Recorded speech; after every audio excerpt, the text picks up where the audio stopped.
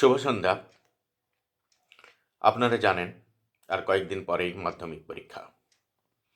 যারা দশম শ্রেণীর ছাত্র ছিল 2025 সালে, তারা জীবনের প্রথম বড় পরীক্ষা দিতে চলেছে 2রা ফেব্রুয়ারি 2026 থেকে চলবে 12ই ফেব্রুয়ারি পর্যন্ত। তাই জীবনের প্রথম পরীক্ষা, যেটা বাইরে অন্য স্কুলে গিয়ে দিতে হবে, তাই এই সময় ছাত্রছাত্রীরা একটু নার্ভাস হয়ে পড়ে। অভিভাবকরাও চিন্তাশীল হয়ে যায়। তাই আমরা তাদেরকে চিন্তামুক্ত করে কিভাবে ভালোভাবে পরীক্ষায় উত্তীর্ণ হওয়া যায় সে বিষয়ে আমরা 2-4টে কথা বলবো। আমরা প্রথমে পরীক্ষার আগের দিন কি করণীয় সেটা আমরা বলবো। পরীক্ষার আগের দিন যথাসময়ে ঘুম থেকে উঠে সারাদিন পড়াশোনা করা দরকার। সারাদিন বলতে 24 ঘন্টা নয়, যতটা প্রয়োজন, যতটা তার শরীর পারবে ততটাই। আর কি করতে হবে?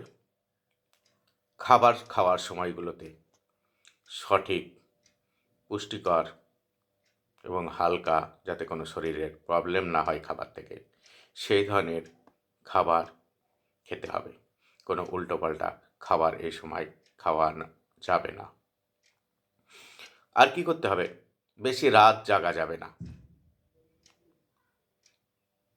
হালকা খাবার খেয়ে সকাল সকাল একটু ঘুমিয়ে পড়াই ভালো। অবশ্য পড়াশোনার চাপ থাকলে, চিন্তা থাকলে ঘুম হয়তো অত সহজে আসবে না, তবুও চেষ্টা করতে হবে। এই গেল পরীক্ষার আগের দিনের কথা। এবার পরীক্ষার দিন কি করতে হবে? যথাসময়ে ঘুম থেকে উঠতে হবে। যথাসময় কেন বলছি? আসলে এক একজনের ঘুম থেকে ওঠার অভ্যাসটা এক এক রকমের, বা সময়টা এক এক রকমের। সেটাকে পরিবর্তন করলে আবার ঘুম ঘুম লাগবে। যাই হোক, এরপর হালকা খাবার খেয়ে বিষয়বস্তুর ওপর আর একবার শেষবারের মতো চোখ বুলিয়ে নিতে হবে ধাপে ধাপে। সকালবেলায় যে সময়টা পাওয়া গেল সেখানে আরেকটু চোখ বোলানো উচিত। এরপরে সঠিক সময়ে স্নান করে হালকা খাবার, যাতে কোনো সমস্যা না হয়, যেটা বললাম আগে, এদিনও খেতে হবে। এবং প্রথম দিন সকাল 10টার মধ্যে পরীক্ষা কেন্দ্রে পৌঁছে যাওয়াই উচিত। পরের দিনগুলো 10:30টার মধ্যে পৌঁছালে হবে, কারণ 10টা 45 থেকে পরীক্ষা শুরু হবে। তাহলে এভাবে পৌঁছে যেতে হবে। তারপরে সেখানে তো যে ব্যবস্থাপনা থাকবে, রোল নাম্বার দেয়া থাকবে, সেগুলো দেখে নিয়ে নির্দিষ্ট ঘরে পৌঁছে যেতে হবে।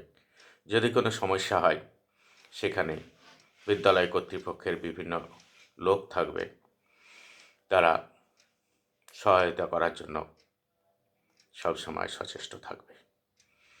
তাদেরকে জিজ্ঞাসা করে নিতে হবে এবং নির্দিষ্ট কক্ষে পৌঁছে যেতে হবে।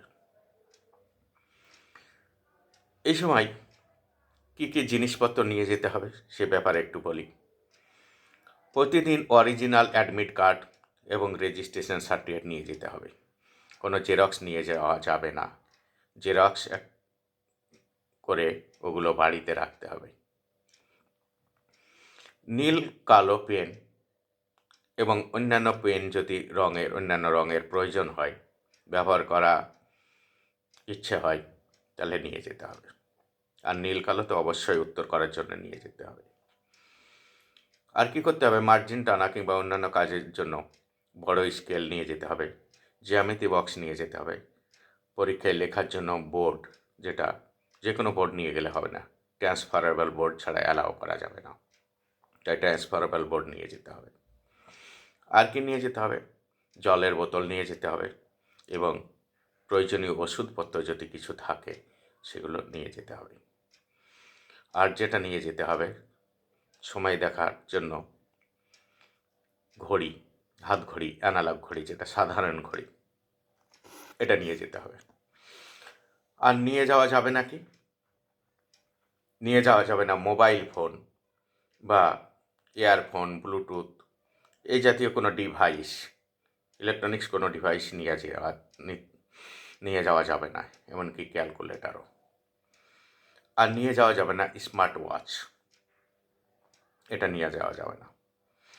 আর নিয়ে যাওয়া যাবে না বই, খাতা কিংবা নকল করার কোনো কাগজপত্র। আর নিয়ে যাওয়া যাবে নাকি কোনো নেশা জাতীয় জিনিসপত্র সহ অন্যান্য নিষিদ্ধ জিনিসপত্র, এগুলো নিয়ে যাওয়া যাবে না। এরপরে যথাসময়ে খাতা দেবে, তার আগে কোশ্চেন দেবে। 10:45 কোশ্চেন দেবে, 10:55 খাতা দেবে। সেগুলোতে নাম, রোল এবং নম্বর এখানে কিন্তু আলাদা, একটা রোল একটা নম্বর। এতদিন শিক্ষার্থীরা রোল নম্বর একটা সংখ্যাকেই জানতো, কিন্তু এখানে কিন্তু রোল আলাদা, যেটা সবার একই থাকবে একটা সেন্টারে। ছেলেদের রেগুলারদের একরকম, শিশিদের একরকম, মেয়েদের রোলটা আলাদা, আর নম্বরগুলো পরপর থাকবে। যেটা আছে সেটা লিখতে হবে, রেজিস্ট্রেশনটা লিখতে হবে, সাবসেটটা লিখতে হবে, পরিষ্কার পরিচ্ছন্নভাবে নির্দিষ্ট জায়গায় ওগুলো লিখতে হবে। তারপরে পরীক্ষা আরম্ভ হবে, যথারীতি স্যাররা সে খাতায় সই করবে, নির্দিষ্ট নিয়মে পরীক্ষা চলতে থাকবে। তবে আমরা দেখি এই সময় কিছু বিদ্যালয়ের ছাত্রছাত্রীরা বিদ্যালয়ের পোশাক পরে যায় না। তারা বিভিন্ন ধরনের পোশাক, এমন এমন পোশাক যেটাকে রুচিশীল অনেক সময় বলা যায় না, তা আমার মনে হয় প্রত্যেকটা ছাত্রছাত্রীর বিদ্যালয়ের পোশাক পরেই পরীক্ষা দিতে যাওয়া উচিত। এটাতে অনেকটা শৃঙ্খলাপরায়ণ মনে হয়, দেখতে ভালো লাগে। অনেকেই যে কোনো ধরনের পোশাক পরে, আমাদের পরীক্ষার ক্ষেত্রে কিন্তু পোশাক পরে যাওয়ার ক্ষেত্রে কোনো বিধিনিষেধ আরোপ করা হয় না। তবুও আমার মনে হয় প্রত্যেকটা বিদ্যালয়ে যে নির্দিষ্ট পোশাক আছে, সেই পোশাক পরে গেলে ছাত্রছাত্রীদের অনেক সুন্দর, ভালো এবং দায়িত্বশীল, রুচিশীল মনে হয়। সেটা একান্ত তাদের ব্যক্তিগত ব্যাপার, তবুও আমার মনে হয় বিদ্যালয়ের পোশাক পরেই পরীক্ষা কেন্দ্রে যাওয়া উচিত।